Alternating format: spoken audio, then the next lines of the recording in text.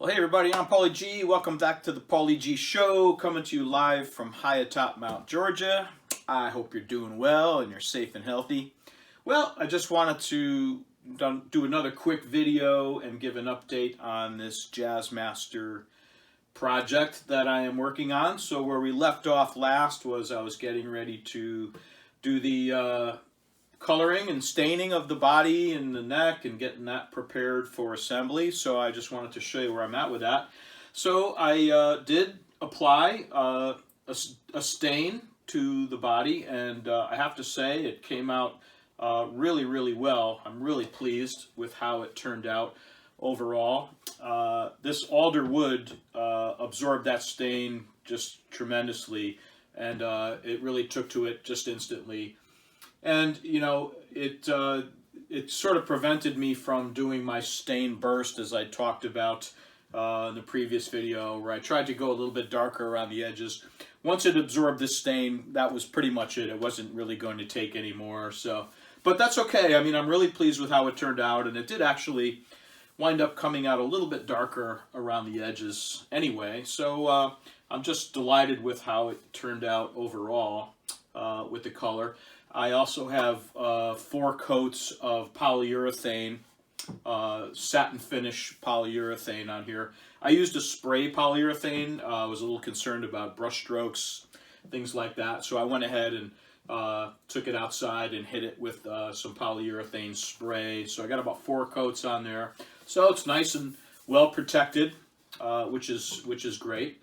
I also went ahead and shielded the inside cavity, all the electronics areas and the pickups with copper shielding, which I have right here.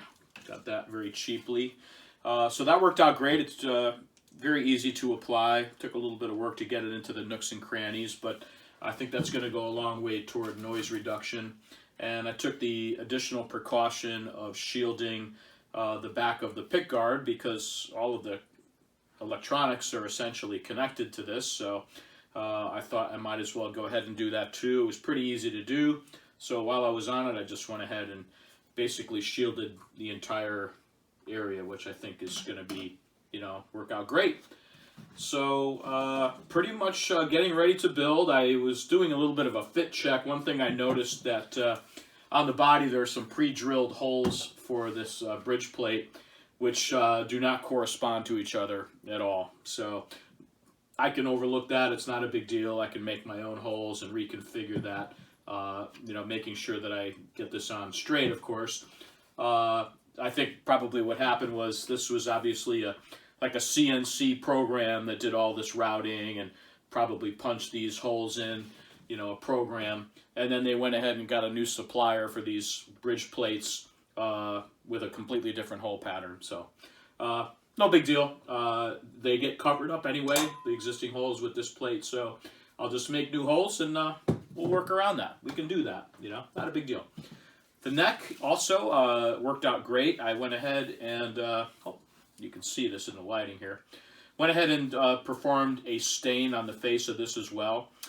This being maple, though, the color doesn't quite match. I mean, every time you stain wood, depending on the type of wood it is, it's going to come out a little bit differently. But it still looks great. It's pretty close to being the color of the body.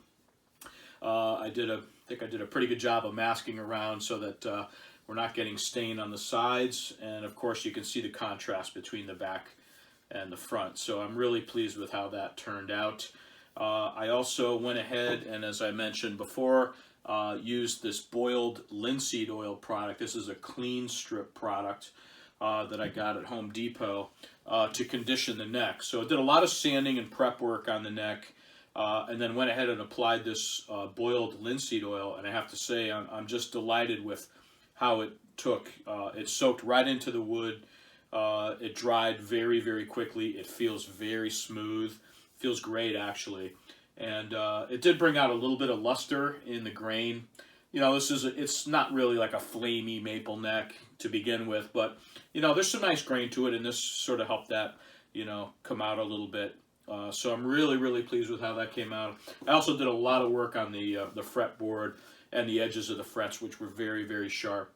So did a lot of polishing there to get those comfortable to play, and just made sure that the frets are not, you know, overly out of alignment with each other. They seem to be pretty good now, and did a lot of, you know, just polishing and conditioning of the fretboard. So that will be ready to go. So that's it. I'm ready to start the harder part, the soldering and the assembly. So I'm excited about that. We'll see how that goes. And I think what I'll do is I'm just going to go ahead and complete the build. And the next video I make, for extra fun, what I think I'll do is I will not plug the guitar in until we're back here live on YouTube. Well, not live, but, you know, on video.